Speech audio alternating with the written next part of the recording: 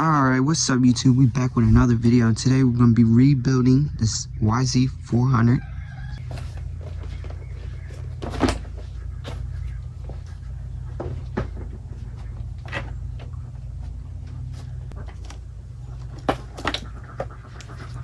See, just sheared right off, like the two little mounting points. So there's not even no use for this, because I don't even have a block off kit, so that's why I bought another one. So I had to order this little piece right here. We got some fresh throttle cables. As you can see, there's only one on this bad boy. And the grip is just absolutely fried. So we're replacing that too. So yeah, I'm definitely just cut that grip off. I don't even want it.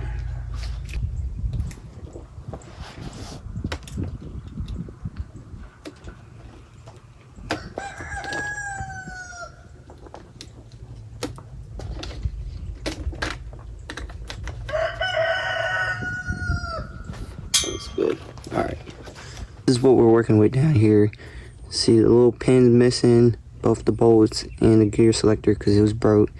Then we have the shift lever, which is absolutely fucking just garbage. This is trash. I mean, I wouldn't even use it myself. But see, what we're gonna have to do is we're gonna have to try. Might have to take the sprocket off to even get this off. Because, I mean, this is the bolt they decided to use. It's just, people, I tell you, they don't do stuff right.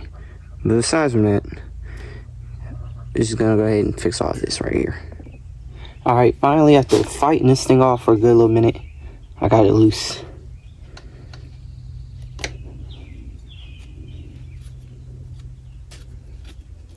All the threads are perfectly fine still. Same on the inside. You can tell I just couldn't get it tightened down enough. But this shit, I don't know. I might sell it, or I might just throw it in the trash. It's a good little shifter. I mean, don't get me wrong, but for this bike, no.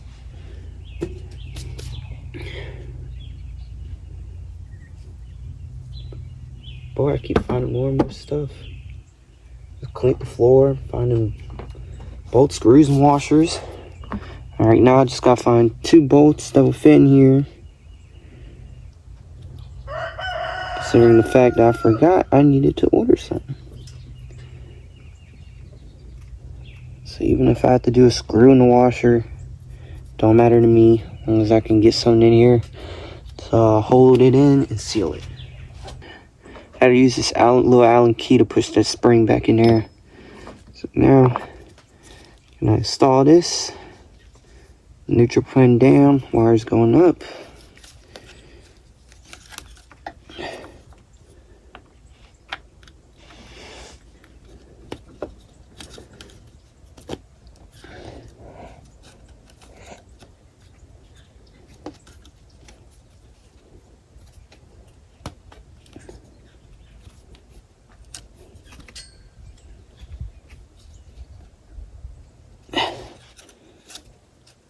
Center properly.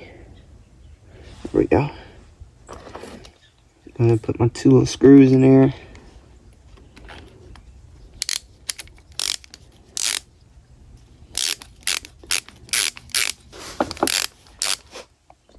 Okay, so I just took the oil line to put this wire in, and we have some ugly oil.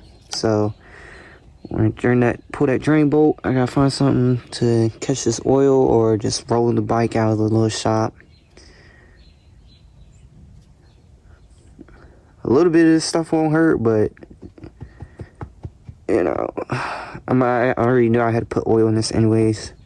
I run Mobil 1 oil.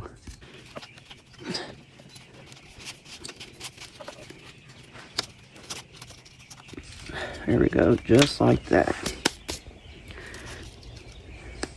Run this back through.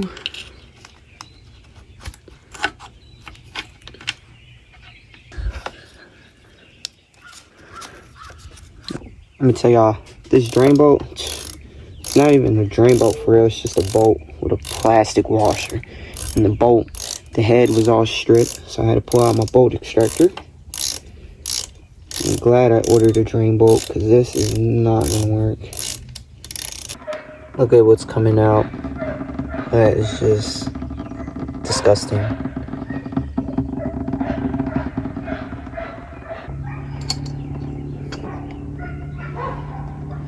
This right here, not even a drain bolt. It's a fucking bolt. So it's going in the trash because I'm never gonna need this. Look how stripped out the head is.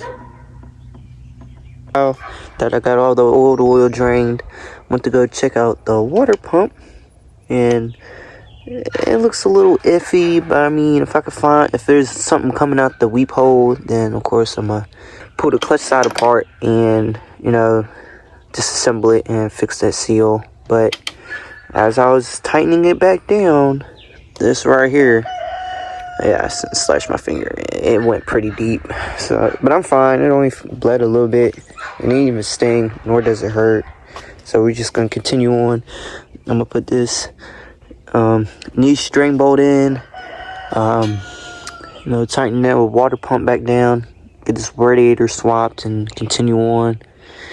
And interesting enough, this has a 426 carburetor on there. So, you know, we applying on the cams, so that would be pretty good. I got the drain bolt in.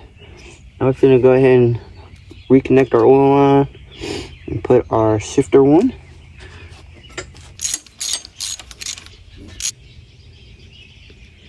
So I got our shifter on. Now I'm gonna go ahead to the other side. We're gonna check out the oil filter. I went ahead and got that water pump cover back on.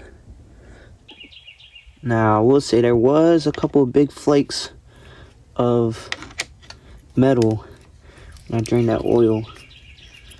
So hopefully, wow, this does not look good. Something is wrong. There's fucking coolant where the oil is supposed to be. I mean, this either has to be a gasket failure or a seal failure. Ew, look at that. So this is what I was looking at earlier.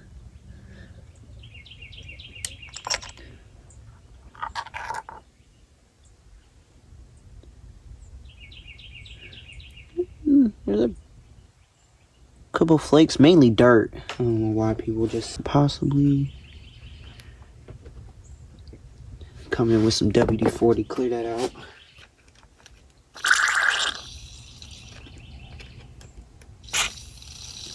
Fresh oil filter. Go ahead and get those other two bolts real quick. Alright, found the perfect little replacement for there.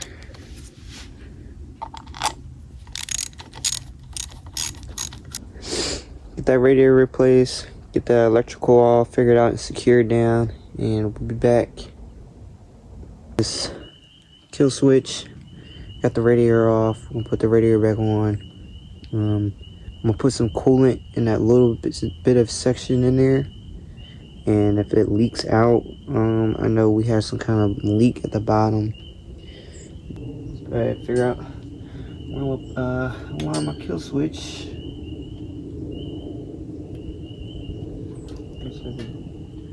Maybe test for spark tonight, I don't know. I probably won't do anything to this in the dark, I'm not gonna lie.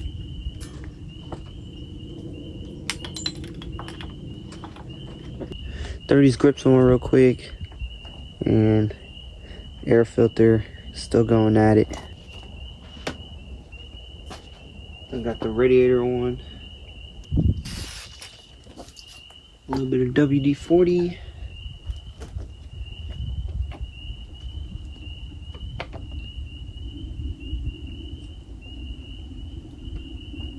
Be done was that air box. It has no cage, no bolt, no filter, so we'll go ahead and put those three things in there. The water test proven that there is no leak on the bottom end, at least not running. And if it's running and there's a leak, it would be dripping from the weep hole. But a little water bubble, same as I left it last night, so there's no problem there. Alright, so I'm gonna go ahead and jet our carburetor and inspect it and make sure everything looks good on it. Alright, So we got our valve and jetting sheet right here. So we're gonna be running a 45 pilot in a 162 main, just like the WR to start off.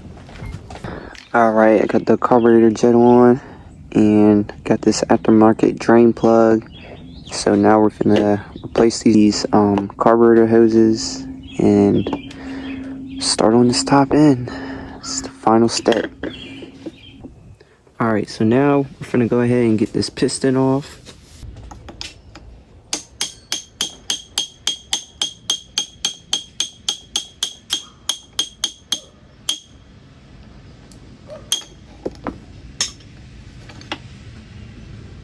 Alright, we got this off, and the piston rings he put in were so big. I mean, look at this. Improper. And there's a chip in the piston somewhere. Right here, look at that. Yeah, so I'm glad we got this off and out the way. Alright, this is the piston we're going to be using. Pro X. Normally I use Wisco, but I was like, you know what? I'm going to go ahead and try out the Pro X for this one. Because the Wisco is in the WR400 right back there. Y'all can probably see it just a little bit. Yeah. Piston rings. Piston.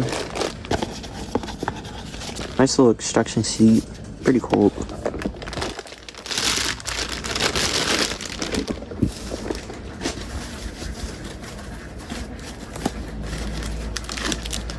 Alright, here's our wrist pin.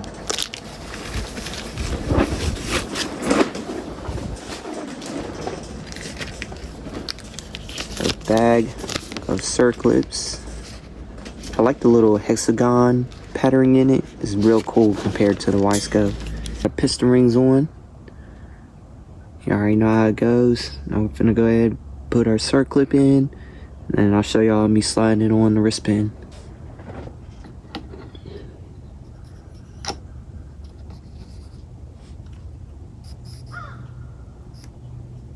Boom. There we go. Now it's time to go ahead and slap on our cylinder.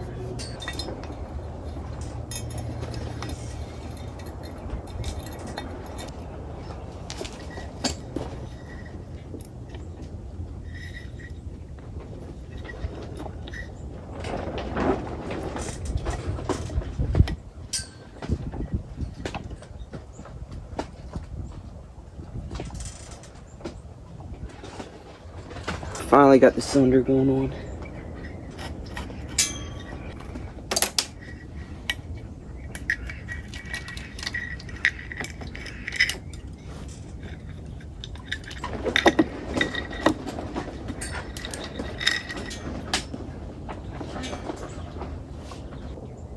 Alright, first thing we gotta accomplish is tapping and sealing this, and then I might try to go ahead and clearance the valves outside of the motor, just so it's a little bit easier.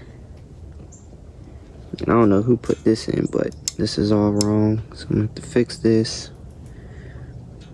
So yeah.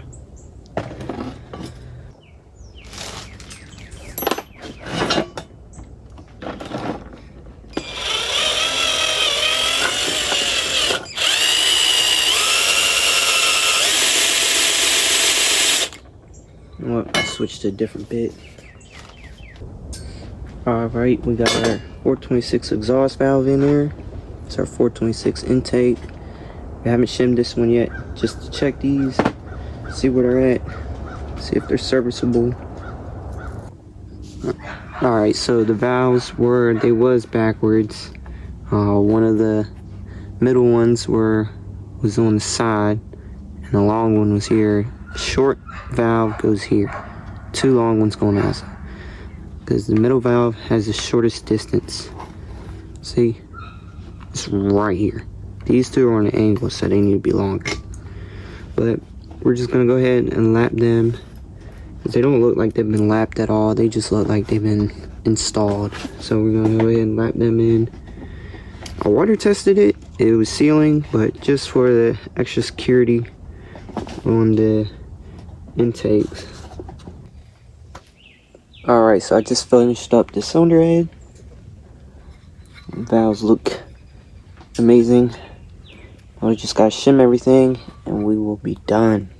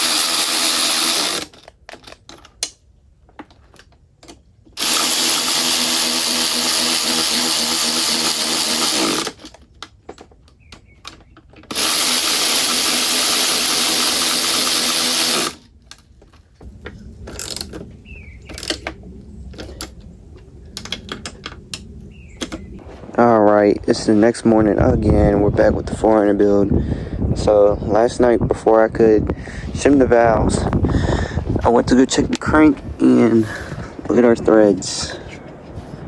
They're bound and crossed, just marred up. So I'm gonna come in with some Dremel bits and try to clean this up the best I can to get the nut back on there. And if that doesn't work, we're gonna have to wait until I get a die kit so I can re-thread it the best I can. Alright, so I'm about quarter way done. Okay, so I was able to fix the threads just enough to get this nut on there. Alright, so we got our 426 cams shimmed in to the valves. So this is the oil I'm running and the dry sump.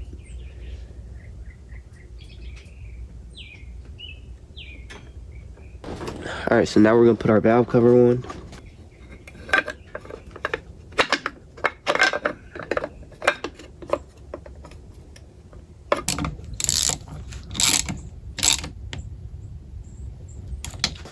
Alright, so now I'm gonna go ahead and test for spark.